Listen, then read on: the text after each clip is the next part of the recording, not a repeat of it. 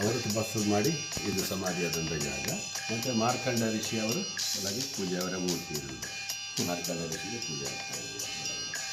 ಹಾಗೆ ಇದು 1940ರಲ್ಲಿ ಶಾರದಾ ಸ್ವಾಮೀಜಿ ಎಂಬುವರು ಕೇರಳ ತಮಿಳುನಾಡಿನಲ್ಲಿ ಬಂದು ಅವರು ಕಂಡುಹಿಡ್ತಿದ್ರು. ಆವಾಗ ಬರುವ ಒಳಗೆ ಒಂದು ಸಮಾಧಿ, ಒಂದು ವೃತ್ತ ಮಾತ್ರ ಇರ್ತದೆ, ಇದೆಲ್ಲ ಇರುವುದಿಲ್ಲ.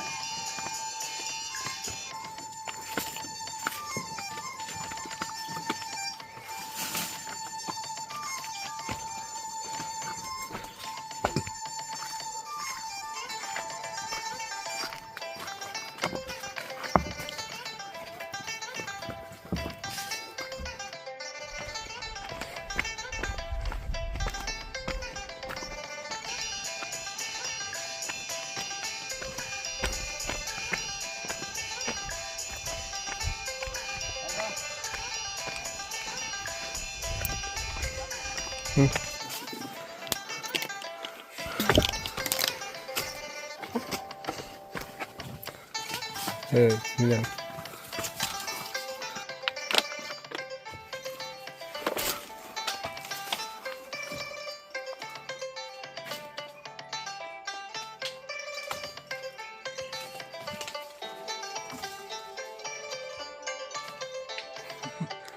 ಫುಲ್ಲು ಹೆವಿ ಟ್ರೆಕ್ಕಿಂಗ್ ಗುರು.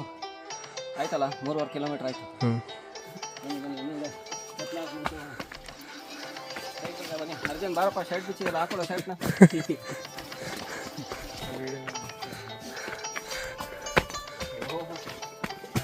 ನೋಡಿ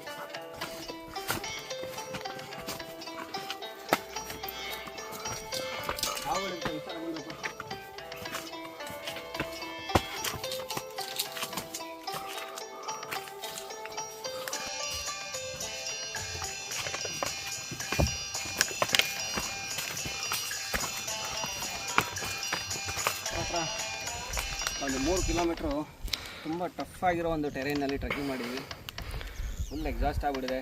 ಅಂದರೂ ಮೇಲೆ ಏನಿದೆ ಅನ್ನೋದನ್ನ ಎಕ್ಸ್ಪ್ಲೋರ್ ಮಾಡೋ ಒಂದು ಆಸೆ. ನೋಡಿ ಆ ಟ್ರೈಲ್ ನೋಡ್ಬೋದು ನೀವು, ಆರೋ ಮಾರ್ಕ್ ಹಾಕಿದರೆ ಅದೇ ರೀತಿ ನಾವು ಮೇಲೆ ಹೋಗಬೇಕಾಗುತ್ತೆ. I catch you up.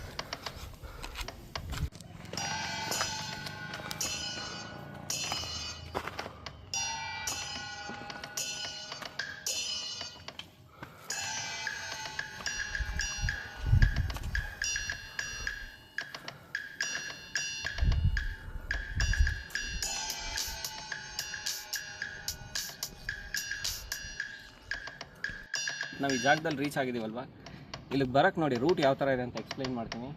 ನಮ್ಮ ಕೈ ನೇರಕ್ಕೆ ನೋಡ್ತು ಅಂದರೆ ಅಲ್ಲೊಂದು ಸಣ್ಣ ರಸ್ತೆ ಕಾಣುತ್ತೆ. ಅಲ್ಲೇ ನಮ್ಮ ಕಾರನ್ನು ನಾವು ನಿಲ್ಲಿಸಿದ್ದೀವಿ. ಅದಾದ ನಂತರ ಈ ಕಾಡು ಮಧ್ಯೆ ನಾವು ಟ್ರೆಕ್ ಮಾಡಿ ಬಂದಿದ್ದು. ಆ ಬೆಟ್ಟದಿಂದ ಆ ಕಡೆ ಹೋಗ್ತೀವಿ.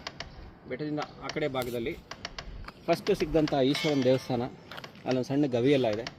ಅಲ್ಲಿ ದರ್ಶನ ಮಾಡಿ ಸ್ವಾಮಿಗಳು ಹೇಳಿದ್ದು ಒಂದು ರಸ್ತೆಯಲ್ಲಿ ಈ ಬೆಟ್ಟದ ಮೂಲಕ ಹಿಂಗೆ ಮುಂದೆ ಬಂದು ನಾವು ಈ ಬೆಟ್ಟದ ಪಕ್ಕನೇ ಬಂದ್ವಿ. ನಾವು ಈ ಕೆಳಗಡೆಯಿಂದ ಬಂದು ಇಲ್ಲಿಂದ ಬಂದು ಈ ಬಂಡೆಯನ್ನು ಹತ್ಕೊಂಡು ನಾವು ಈ ಜಾಗಕ್ಕೆ ತಲುಪಿದ್ದೀವಿ.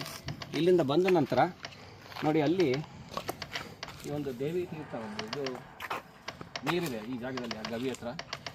ಅಲ್ಲಿಂದ ನೀರು ತೊಗೊಂಡು ನೀವು ಬಿಂದಿಗೆಯಲ್ಲಿ ಬಂತು ಅಂದರೆ ನೋಡಿ ಈ ಜಾಗದಲ್ಲಿ ಇಲ್ಲಿ ನಮಗೆ ಸಿಕ್ಕಿದಂಥ ಒಂದು ಶಿವನ ಲಿಂಗ. ಇಲ್ಲಿ ಹೋಗಿ ನೀವು ಅಭಿಷೇಕನ ನೀವು ಮಾಡ್ಬೋದು.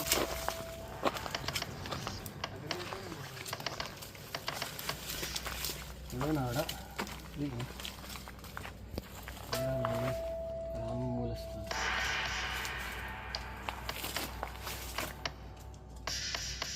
ಓಂ ನಮಃ ಶಿವಾಯ.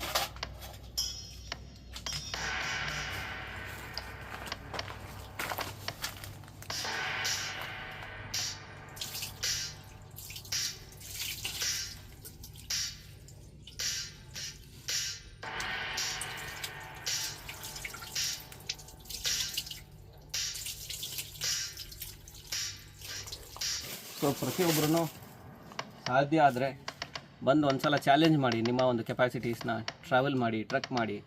ಭಾಳ ಚೆನ್ನಾಗಿದೆ. ಇಷ್ಟೆಲ್ಲ ಟ್ರಕ್ ಮಾಡಿದ್ರೂ ನಮಗೆ ಇಲ್ಲಿಗೆ ಬಂದಮೇಲೆ ಆ ಒಂದು ಸುಸ್ತು, ಒಂದು ಆಲಸ್ಯ ಏನೂ ಅನಿಸಲ್ಲ. ಚೆನ್ನಾಗಿದೆ, ಇನ್ನೂ ಎನರ್ಜಿ ಬಂದಂಗೆ ಅನ್ನಿಸ್ತಿದೆ. ಇನ್ನು ಕೆಳಗಡೆ ಹೋಗಬೇಕು. ನಮಸ್ತೆ.